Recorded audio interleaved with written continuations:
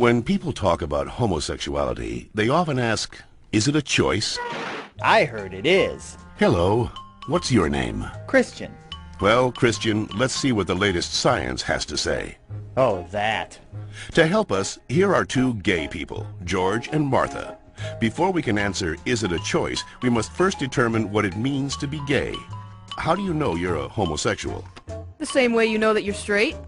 Since the 19th century, many theories about homosexuality have been offered that are untestable and contradictory. Male homosexuality is the result of an absent father and an overbearing mother. See ya. Stand up straight, dear. And the female homosexual has never recovered from her anger over not having the penis. She wishes to avenge her perceived castration by taking another female as her sexual object. You're kidding me, right? Well, I've always been told that homosexuality is unnatural. Is it? In fact, homosexual relations are common in nature, including zebras, baboons, dolphins, sheep, buffalo, ducks, foxes, elephants, horses, gorillas, moose, house cats, pigs, mice, rabbits, swans, and lions, to name a few. Well, okay, but we're not animals. Human beings have free will. You don't just decide who to love. Settle down there, Martha. Christian does have a point, but let's take a look at the most recent scientific evidence.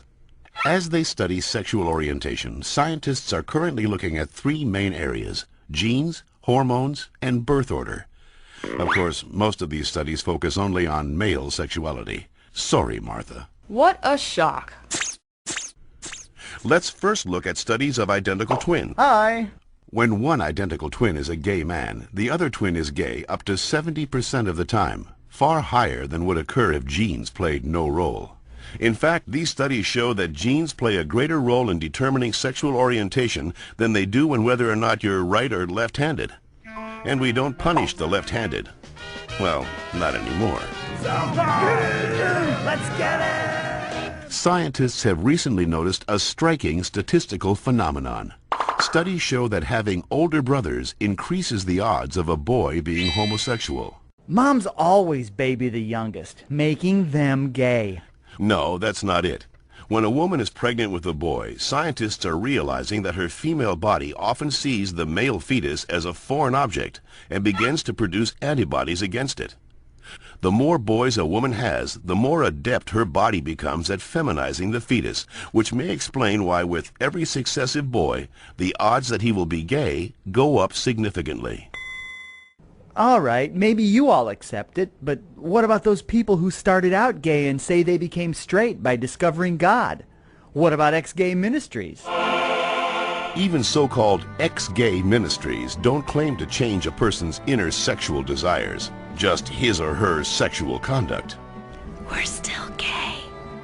If these places really work, why don't they all use the same technique? Why does each ministry experiment its own way? Well, And why have so many members and leaders recanted earlier claims that they were changed?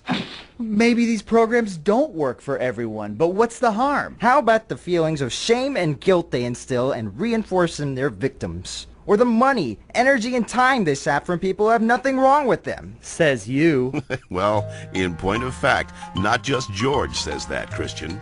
The American Medical Association, the American Psychiatric Association, the American Psychological Association, the American Psychoanalytic Association, the American Academy of Pediatrics, and the National Association of Social Workers have all stated that homosexuality should not be treated as a mental disorder, and that they oppose attempts at reparative or conversion therapy, and that sexual orientation is not a choice and cannot be changed.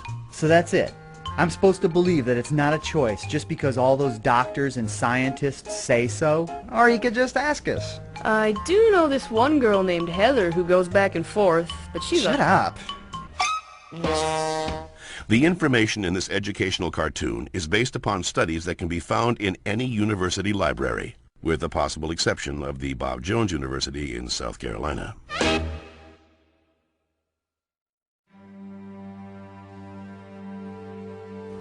The trip back to Kentucky to tell